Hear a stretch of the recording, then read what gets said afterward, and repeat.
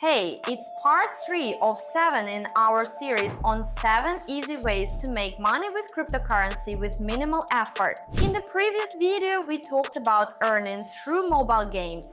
Today we're going to explore 2 more methods, farming and staking. Farming in crypto is similar to lending out your money. Imagine you have some crypto coins and instead of just keeping them in your wallet, you let other people use them for a while. In return, they pay you a small fee. For example, there's a platform called Uniswap where you can lend your coins.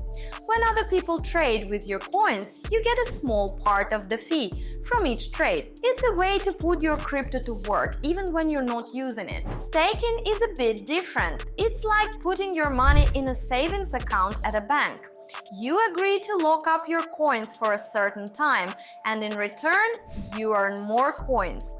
When you stake your coins, you're helping to keep the cryptocurrency network running smoothly.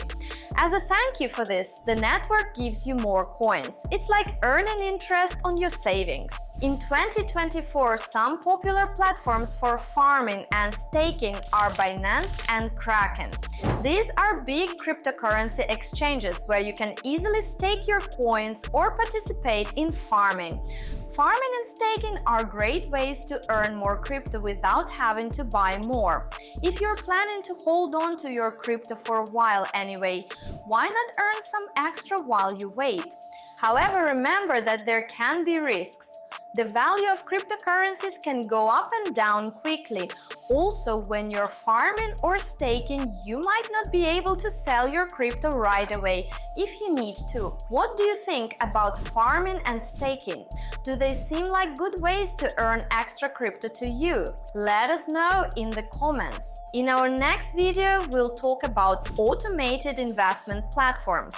These are tools that can help you invest in crypto without needing to be an expert. Subscribe and hit the notification bell so you don't miss it.